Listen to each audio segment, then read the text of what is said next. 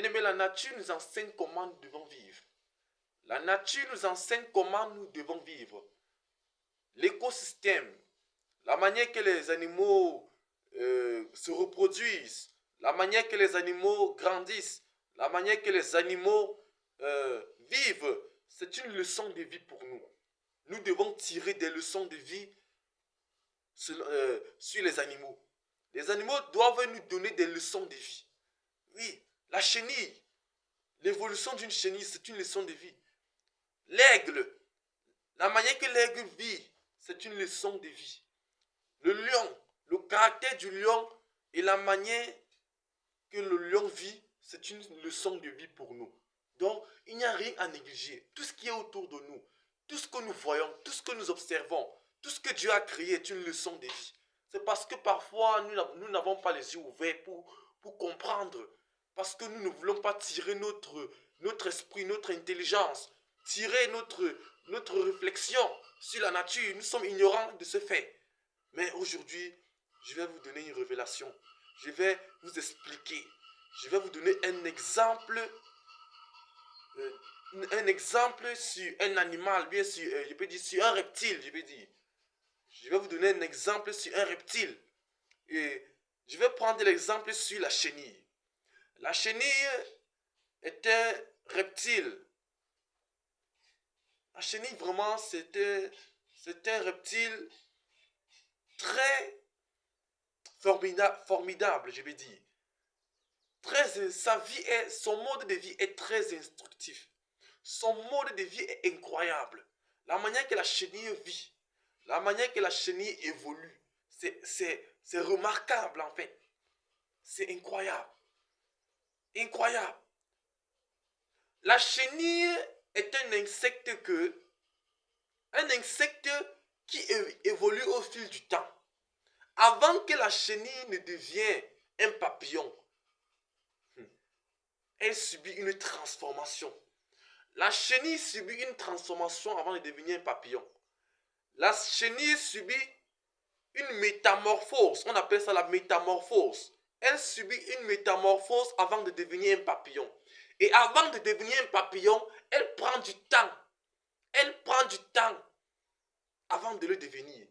Auparavant, avant qu'elle ne devienne un papillon, elle était d'abord une chenille. Oui, elle rampait. Elle rampait et elle était limitée. La chenille est limitée. Avant qu'elle ne soit un papillon, elle est d'abord limitée. Parce qu'elle n'a pas les ailes. Elle est limitée parce qu'elle n'a pas les ailes. Elle ne peut pas monter très haut. Elle ne peut pas planer dans les airs et voir plus loin. Pourquoi? Parce qu'elle est limitée. Elle est limitée. Son champ de vision est limité. Elle est lente. Elle est lente. La chenille est lente quand elle n'est pas encore métamorphosée, elle devient lente. Elle est lente. Très lente même. Elle ne peut pas parcourir de longues distances. Elle marche doucement et prend le temps. Pourtant, quand elle est métamorphosée, elle peut voir très loin. Elle peut parcourir de longues distances. Et elle peut se déplacer très vite. Très vite. Ce que je veux dire par là, c'est que chaque chose a son temps. Chaque chose a son temps. Il y a un temps où la chenille doit ramper. Et il y a un temps où la chenille doit arrêter de ramper. Et quand le temps arrive, elle subit la métamorphose et elle devient un papillon. C'est là qu'on appelle le changement d'identité. Changement d'identité. Celle qu'on appelait autrefois chenille n'est plus chenille, mais elle devient papillon. Pourquoi? Parce que elle a subi une transformation. Elle a attendu. Elle a été patiente. Elle a su que même si je souffre, même si je rampe, même si je suis limité, même si je ne parviens pas à parcourir de longues distances, un jour arrivera où je vais me métamorphoser et je vais pouvoir monter dans les airs. Oui. Donc, l'identité de la chenille change automatiquement lorsqu'elle subit une métamorphose. L'identité de la chenille change automatiquement lorsqu'elle subit une métamorphose. On ne l'appelle plus chenille, mais on l'appelle papillon. Pourquoi? Elle est quittée de la bassesse à l'élévation. Elle est quittée du rang inférieur à un rang supérieur. alors son identité doit changer. C'est ainsi avec tout homme. Les hommes qui sont impatients là, c'est grave. C'est quand tu es impatient, c'est mauvais pour toi. C'est mauvais pour un homme qui est impatient. Tu dois être patient. Sois patient. Parce qu'il y a un temps où tu rampes, il y a un temps où tu es pauvre, il y a un temps où tu souffres, il y a un temps où tu traverses des moments difficiles. Mais ça ne veut pas dire que tout est fini pour toi. C'est juste une question de temps. Attends juste parce que le jour du Seigneur va arriver dans ta vie. Le jour où tout va basculer. Le jour où un changement nouveau va s'effectuer dans ta vie arrive. Mais tu dois être patient. Tu dois garder l'assurance. Tu dois être ferme. Tu dois croire qu'un jour, ton destin, qu'un jour, ta vie peut changer. Ta vie va changer. Et quand ce jour arrivera, je t'assure, on ne t'appellera plus pauvre, mais on t'appellera réussite. On ne t'appellera plus faible, mais on t'appellera fort. On ne t'appellera plus pauvre, on t'appellera riche. Pourquoi? Tu vas subir une métamorphose. Tu vas subir une métamorphose. Et cette métamorphose sera le début d'un nouveau chapitre. Ça sera le début d'un nouveau chapitre. La personne que tu étais avant, tu ne le seras plus. Pourquoi? Ton nom sera riche, tu ne seras plus pauvre. Oui, tu vas voler, tu auras des ailes, tu vas prendre l'envol. Autrefois, tu n'avais pas les ailes, mais dès lors que tu vas te métamorphoser, tu auras des ailes et tu vas prendre l'envol. Ton champ de vision sera plus grand. Et et ta vision sera plus grande, ta vision sera plus large.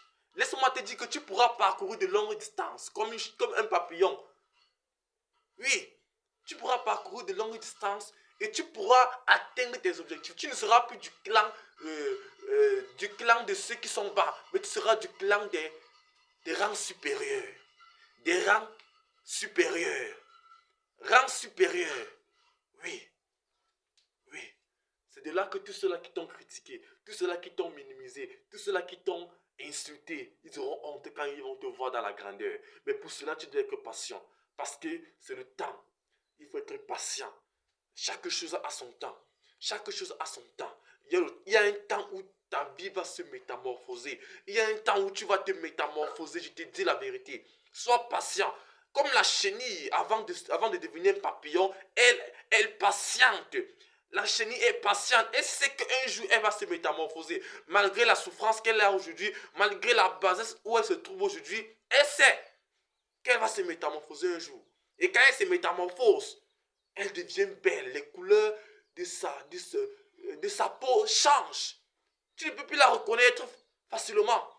Tu ne peux même plus croire que c'était la chenille d'avant. Tu ne peux plus croire que ce papillon était une chenille avant.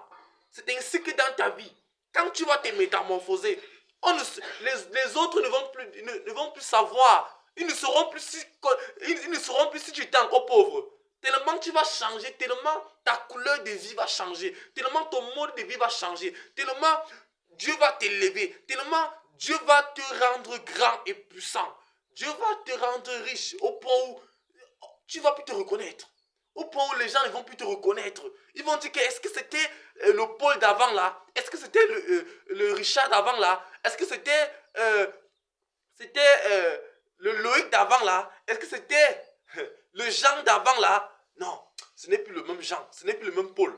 Il a changé, sa vie a changé. Pourquoi? Parce que tu as subi une métamorphose. Alors tu dois te concentrer sur tes objectifs. Concentre-toi sur tes objectifs. Concentre-toi seulement. Donne-toi à fond pour devenir grand. Et un jour, tu vas subir la métamorphose. Ça, je t'assure.